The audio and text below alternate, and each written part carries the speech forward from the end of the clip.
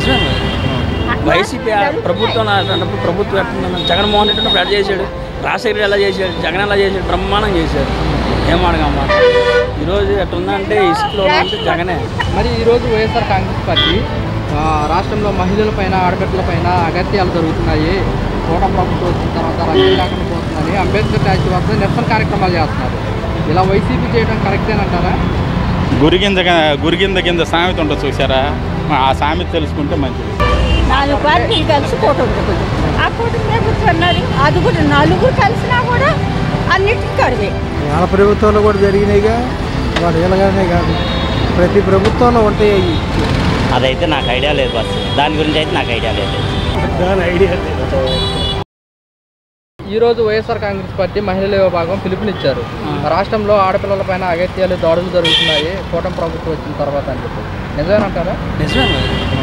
YCP ప్రభుత్వం అన్నప్పుడు ప్రభుత్వం ఎట్లా జగన్మోహన్ రెడ్డి ఉన్నప్పుడు ఎట్లా చేశాడు, రాజశేఖర్ ఎలా చేశాడు, జగన్ ఎలా చేశాడు, బ్రహ్మాండం చేశాడు. ఏం అడగమ్మా ఈరోజు ఎట్లుందంటే ఇసుకలో అంటే జగనే చేశాడు. జగన్ బంగారం చేశాడు. చాలా నా గొప్పటి గురించి ఎంత చెప్పాల్సిన అవసరం ఎంత చెప్పినా చాలు. జగన్మోహన్ రెడ్డి నెంబర్ 1.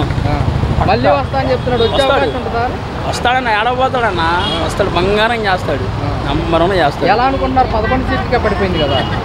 అది ఏం చేస్తాం నా జనం ఒకటే మన దేవుడి నిర్ణయం అన్నాడు, అది దేవుడి నిర్ణయం. అది బ్రహ్మాండం చేశాడు. ఏం మాట నెంబర్ 1. రేపు జగన్మోహన్ రెడ్డి పొదిలి వెళ్తున్నారు. రైతులకి పొగాకు రైతులకి నష్టం జరిగిపోయింది, కూటమి ప్రభుత్వం ఏం పట్టించుకోలేదు, వాళ్ళు పరామర్శించడానికి వెళ్తున్నారు. ఏమంటారు దీని గురించి? ఏం మాట్లాడతాడు మనకేం తెలుసా, ఆయన ఏం మాట్లాడతాడు మనకు తెలియదుగా. నేనేం మాట్లాడుతాను నీకేం తెలుసా, తెలియదుగా. సాయం అయితే చేస్తాడు. ఇట్లా మన ఫ్లెక్స్ వచ్చి మునిగిపోయింది, జగన్ వచ్చి చేసాడు లేదా. రిటర్న్ డ్యామ్ కట్టాడు, అది కట్టడం వల్ల సగం విజయవాడ మిగిలింది, అది కట్టకపోతే నాశనం అయిపోయేది అంతా. జగన్ నెంబర్ 1 చేశాడు. ఏం మాట మంచోడి గురించి మంచిగా చెప్తాడు, ఎన్నోడు సొమ్ము కొట్టాడుగా. ఆ నెంబర్ 1 జగన్ అన్న, నెంబర్ 1. ప్రతి ఒక్కడు కూడా తాగడం, ఆడపిల్లల్ని రేపు చేయటం, పెళ్లి కాని పిల్లలు, చదువుకునే పిల్లలు తీసుకెళ్ళిపోతే ఏ ప్రభుత్వం వస్తే ఏంటి వాళ్ళకి తల్లిదండ్రులకి ఎన్ని బాధలు ఉంటాయి. ఆ పిల్లలు అలా చేస్తే వాళ్ళకి రేపు మళ్ళీ మ్యారేజీలు అవుతాయా? వాళ్ళు ఏమో కోట్లు కట్నం ఇవ్వలేని వాళ్ళు ఉన్నారు. ఏదో అబ్బాయి దొరికితే చాలని అడుగు తినేవాడికైనా చేస్తున్నారు. ఆ అడుగు తినేవాడు కూడా విమర్శిస్తూ ఉంటే ఎవరికి సమాధానం చెబుతాం? అసలు కూటమి ప్రభుత్వం అంటే ఏంటి? 4 పార్టీలు కలుపుకొని చేస్తున్నారా? అర్థం కాకుండాను 4 పార్టీలు కలిసి కూటమి ప్రభుత్వం ఆ కూటమి ప్రభుత్వం అన్నారు, అది కూడా నలుగురు కలిసినా కూడా అన్నిటికీ కడివే. రేషన్ మొత్తం ఇంటి అవసరాలకి నిత్య అవసరాలు సామాన్లు మొత్తం ఇస్తున్నారు. ఏమిస్తున్నారు? 5 కిలోల బియ్యం మనిషికి 6 కేజీ పంచుతారు, డబ్బులు తీసుకుంటారా? బియ్యం ఫ్రీగా ఇస్తారు, గొడ్డు కూడా తింటారు. సార్, ఈరోజు వైఎస్ఆర్ కాంగ్రెస్ పార్టీ నిరసన కార్యక్రమాలు చేస్తున్నారు. ఆడపిల్లలపైన అగత్యాలు జరిగిపోతున్నాయని వైసీపీ మహిళా విభాగం నిరసన కార్యక్రమాలు చేస్తున్నారు. ఏం చెప్తారు? వాళ్ళ ప్రభుత్వంలో కూడా జరిగినాయిగా, వాడు ఇలాగానే కాదు, ప్రతి ప్రభుత్వంలో ఉంటాయి అవి. ఒకళ్ళనొకళ్ళు విమర్శించుకోవడం వేస్ట్. మన ఓపిక కూడా మనం కాపాడాలి, చేతన సహాయం చేయాలి. మరి రేపు జగన్మోహన్ రెడ్డి పొదిలి వెళ్తున్నారు, పొగాకు రైతులకు అండగా ఉంటారు, కూటమి ప్రభుత్వం ఏం పట్టించుకోవట్లేదు, నా పొగాకు రైతులు నష్టపోయి. ఆయన అండగా ఉండక్కర్లే, ఆయన డబ్బులు 10% పంచినా చాలు జనాలకి, ఆయన దగ్గర ఉన్నదాంట్లో సరిపోద్ది. అంటే ప్రభుత్వం నుంచి ఏమి రాలేదు, వాళ్ళకి గిట్టుబాటు రాకుండా ఎందుకు ఉంటాయి? వస్తాయి, కాకపోతే అనుకున్నంత రావు. అనుకున్నంత కావాలంటే ఎక్కడి నుంచి వస్తాయి? చేస్తారు, చేయకుండా ఎవరు ఉండదు. ఆ ప్రభుత్వంలో చేశారు, ఈ ప్రభుత్వంలో చేస్తారు.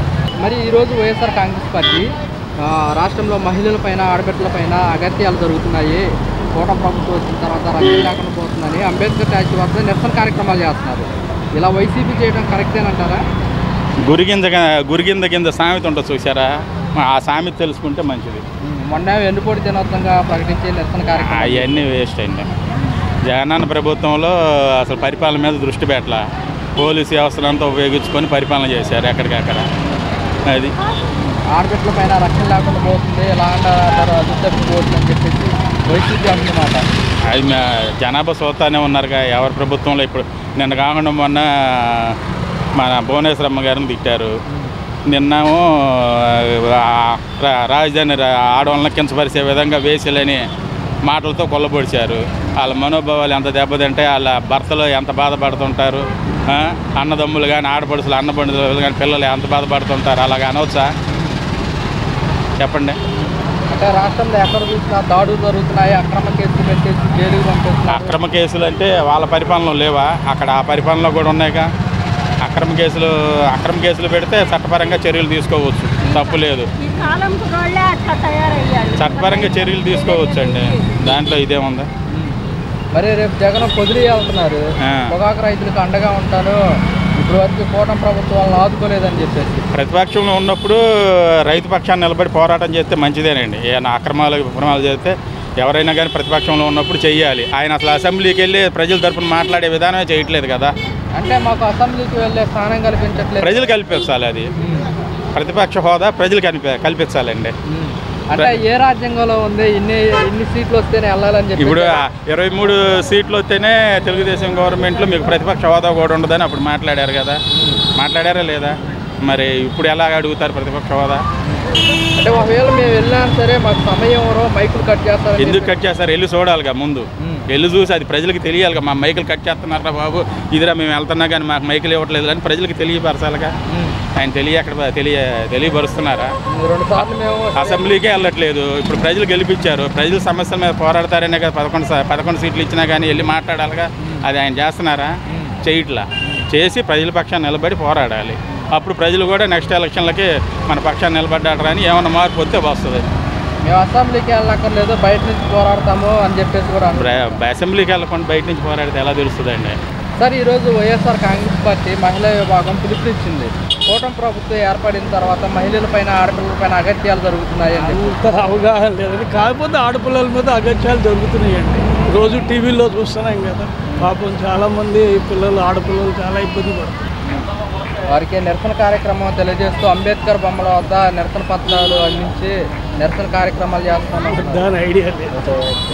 ఆయుష్మాన్ భా అని ప్రధానమంత్రి గారు 70 ఏళ్ళ తర్వాత వాళ్ళకి ఆయుష్మాన్ భా అని ఇచ్చారు, కార్డు అని ఇచ్చారు. అది డౌన్లోడ్ చేసిన తర్వాత ఏ హాస్పిటల్కి వెళ్ళినా మా దగ్గర లేదు అంటున్నారు. ఎందుకని అది అర్థం కావట్లేదు. ఆయుష్మాన్ భా అని 70 సంవత్సరాలు దాటిన తర్వాత అందరూ ఫ్రీ 5 లక్షల వరకు ఫ్రీ మెడిసిన్ అంటున్నారు. ఇంతవరకు ఏమీ హాస్పిటల్కి వెళ్తే అసలు మాకు రాలేదండి, ఇంతవరకు ఆ కార్డు వల్ల ఉపయోగం లేదండి అని అంటారు. అదేంటో కొద్దిగా పరిశీలి చేయి.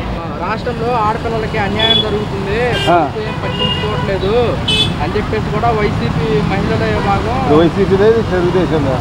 ఏది కాదే ప్రజల అభిప్రాయం. కాబట్టి ఇప్పుడు జరిగే దాని గురించి ఏదో కొంత సేఫ్ చేస్తున్నారు కదా పోలీస్ డిపార్ట్మెంట్, కొంచెంగా అనుకూలంగానే ఉంది జనాలకి. అది అగత్యాలు జరిగిపోతున్నాయి, ప్రభుత్వం ఏం పట్టించుకోవట్లేదని వైసీపీ అంటున్నమాట. ప్రజలుగా మీరేమంటారు? అలాగేం లేదు, అలాగే మామూలుగానే ఉంది. మరి వాళ్ళు వైసీపీ వాళ్ళు ఎలాంటి నిరసన కార్యక్రమాలు చేయడం కరెక్టేనంటారా?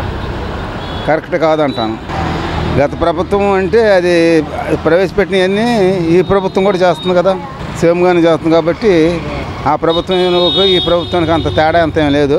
ఈ ప్రభుత్వం కూడా దారిలోనే ఉంది. అంటే వైసీపీ ఏమంటుందంటే రాష్ట్రంలో మహిళలకు రక్షణ లేకపోయింది ప్రభుత్వం వచ్చిన తర్వాత అని చెప్పేసి అంటున్నారు. మీరేమంటారు? అంత ఆలోచన అయితే మనకైతే బయటికి అయితే రాలేదు. అది ఇప్పుడు వైఎస్ఆర్ కాంగ్రెస్ పార్టీ ఏమో గతంలో నవరత్నాలు ప్రభుత్వం సంక్షేమ ప్లస్ డెవలప్మెంట్ అంటున్నారు. ఏ విధంగా ఉంది? ఇండస్ట్రీలు తీసుకొస్తామంటున్నారు, కొన్ని ప్రయత్నాలు జరుగుతున్నాయిగా, చూస్తున్నాంగా. అది చూసుకుంటే కనుక ఈ నెలలో అన్నదాత సుఖీ బాగా వేస్తామని చెప్తున్నారు రైతులకు సంబంధించి. ఎలా అనిపిస్తుంది? అదైతే నాకు ఐడియా లేదు బస్సు, దాని గురించి అయితే నాకు ఐడియా లేదు. సరే, అమరావతి పూర్తి చేస్తామంటున్నారు 3 ఏళ్ళలో, మీకు ఎలా అనిపిస్తుంది? విదేశాల్లో పెట్టుబడులు వస్తున్నాయి కాబట్టి అవ్వచ్చు. అది అమరావతి పూర్తి చేసి తెలుగు జాతి ప్రజలకి అంకితం చేస్తామంటున్నారు సీఎం గారు, మీకు ఎలా అనిపిస్తుంది? విదేశాల పెట్టుబడులు వస్తున్నాయి, అందరూ పెద్ద పెద్ద వ్యాపారస్తులు పెట్టుబడులు పెడుతున్నారు కాబట్టి అయ్యే అవకాశాలే మ్యాక్సిమం ఉన్నాయి. అది అంటే మన పిల్లలు విదేశాలకు వెళ్ళకుండా ఇక్కడే చదువులు జాబులు ఇక్కడే ఉంటే బాగుంటుంది. అది దానికి ట్రై చేస్తున్నారు కదా. అది